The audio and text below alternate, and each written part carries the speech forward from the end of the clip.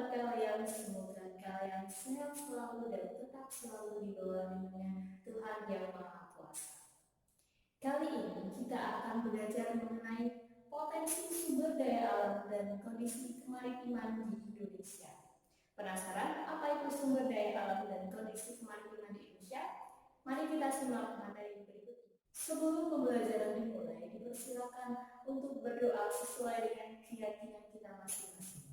Berdoa dipersilakan. Berdoa cukup.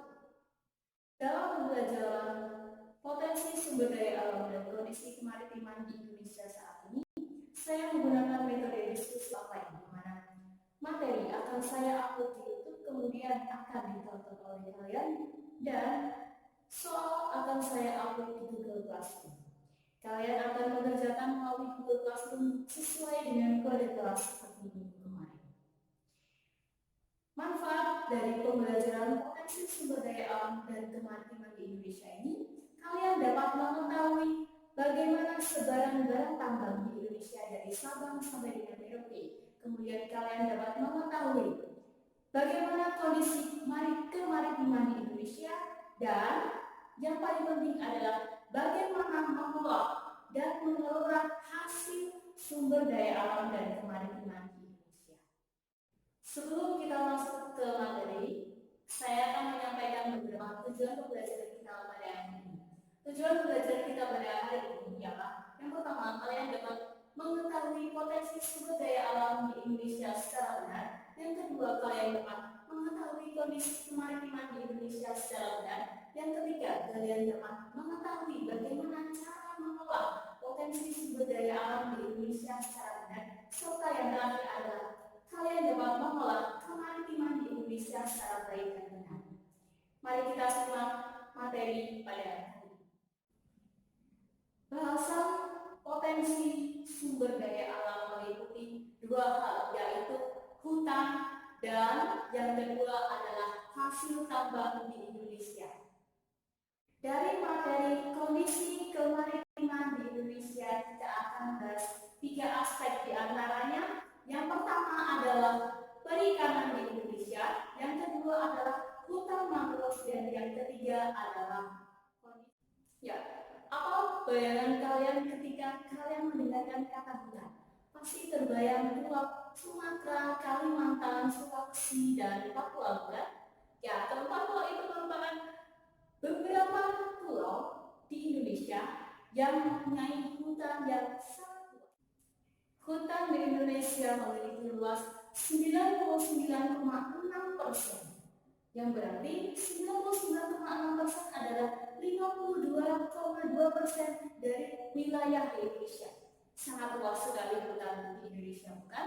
Di dalam hutan terdapat flora dan fauna, baik itu yang endemik di Indonesia maupun tipe fauna asiatis, australiatis, dan tipe peralihan. Berikutnya adalah hutan di wilayah Indonesia senantiasa memiliki penurunan luas wilayah.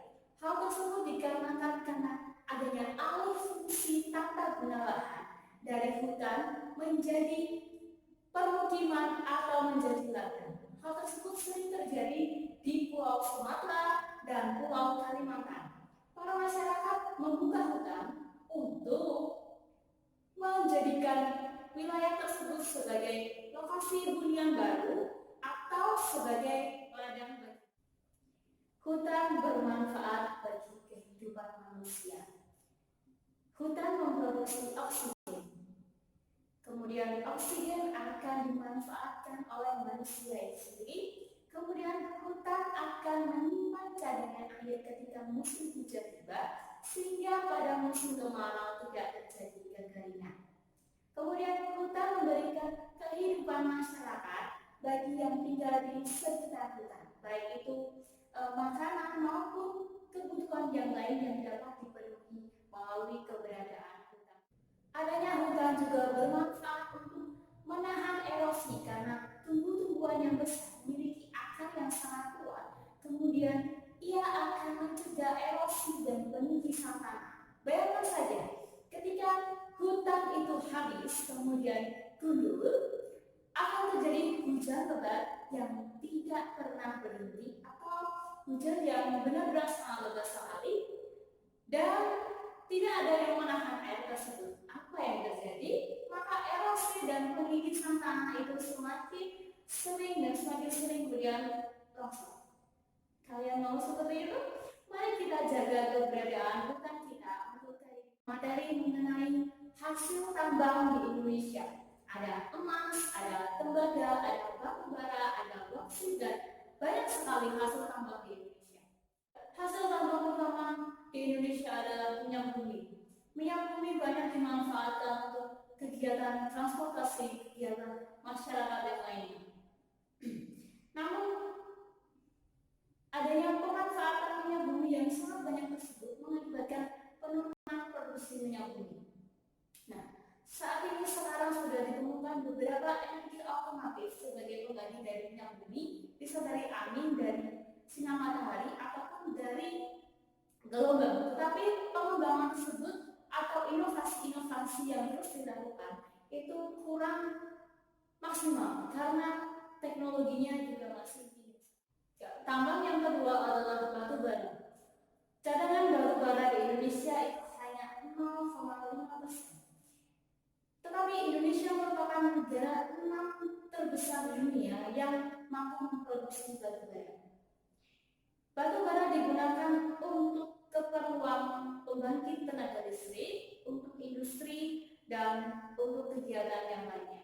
Nah, keberadaan batu bara ini sangatlah penting bagi kehidupan manusia. Oleh karenanya, batu bara itu akan menjadi barang yang semakin langka karena yang butuh itu banyak sekali. Hasil tambang selanjutnya adalah emas. Siapa di sini yang tidak suka emas? Ya, pasti semua orang suka emas, baik itu digunakan sebagai perhiasan maupun digunakan sebagai investasi. Tetapi akan lebih baik penggunaan emas itu sebagai investasi. Apa yang kalian ketahui ketika kalian mendengarkan hasil tambang atau pengelolaan tambang di Indonesia? Tambang di Indonesia itu sangat banyak. Indonesia adalah negara yang sangat kaya. Kemudian dalam pengelolaannya sangat disayangkan apabila dipegang oleh asing. Contohnya saja saya berikan ada Freeport. Di Freeport yang paling atas itu adalah tembaga. Kemudian di bawahnya ada emas dan sekarang tembaga dan emas itu sudah habis. Kemudian sekarang tinggal uranium. Tetapi sangat miris sekali dan sangat disayangkan keberadaan tambang yang sangat luas seperti ini itu dikelola dan mayoritas adalah asing. Nah, ketika pengelolaan sumber daya alam dikelola oleh asing, maka pendapatannya untuk negeri sendiri itu juga tidak sebanding dengan kondisi potensi sumber daya alam. Nah, saya akan menunjukkan beberapa wilayah di Indonesia yang mengandung mineral dan batuan, kemudian mengandung hasil tambang yang tidak bisa dianggap sepele. Berikut kita simak videonya.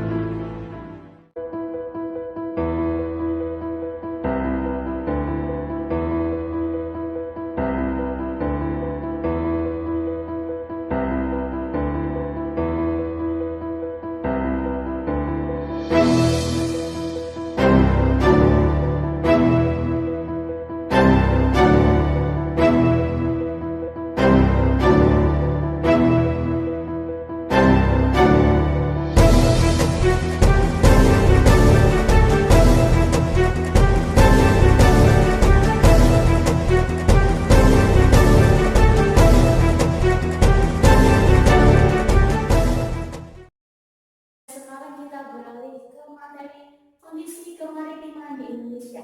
Yang pertama adalah perikanan. Berapakah ikan yang dapat ditangkap di Indonesia selama 1 tahun? Ada sekitar 6,4 juta ton ikan yang dapat ditangkap di perairan Indonesia.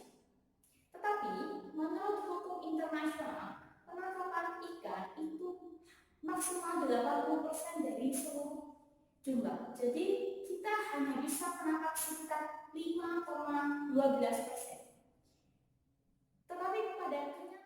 Tetapi pada kenyataannya, penangkapan ikan di Indonesia belum mencapai 5,12 ton per tahunnya. Belum mencapai itu. Jadi, apa yang kurang dari hal ini? Ada miss teknologi di sini dan ada miss mengenai sumber daya manusia. Mengenai penangkapan ikan sebaiknya bagaimana agar memaksimalkan hasil tangkap, kemudian pendapatan ekonomi masyarakat juga akan meningkat. Dengan meningkatnya pendapatan ekonomi masyarakat, maka kondisi masyarakat juga akan mengalami.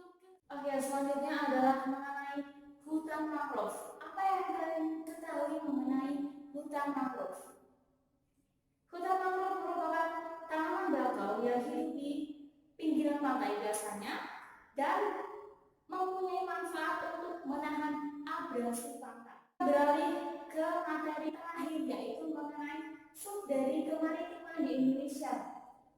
Terumbu karang. Apa yang kalian ketahui mengenai terumbu karang atau apa yang kalian bayangkan mengenai terumbu karang? Pasti terbayang wisata berlari, kemudian ikan-ikan yang sangat cantik. Nah, kondisi terumbu karang di Indonesia itu juga sangat banyak sekali, tetapi ada beberapa problem atau masalah. Salah satu bentuk kerusakan terumbu karang di Indonesia adalah coral bleaching atau pemutihan karang. Area coral bleaching tersebut akan menambah indikator pemanasan global dengan naiknya suhu air laut atau suhu muka air laut. Kemudian pemanasan global itu atau global warming akan menyebabkan nutrisi karang semakin berkurang. Ya, sudah selesai materi saya sampaikan tadi. Kemudian yang terakhir kalian akan mengerjakan soal, kemudian dikumpulkan via Google Classroom dengan format PDF. Berikut adalah soalnya. Ya, selamat mengerjakan, semoga sukses. Jangan lupa baca buku dan semangat selalu. Kemudian kalian menjaga kesehatan diri dan menggunakan protokol kesehatan agar terhindar dari COVID-19. Demikian pembelajaran yang saya sampaikan. Mari kita akhiri dengan berdoa bersama-sama. Berdoa menurut agama dan keyakinan kita masing-masing. Dipersilakan. Cukup? Sekian materi dari saya, kurang lebihnya saya mohon maaf. Wassalamualaikum warahmatullahi wabarakatuh.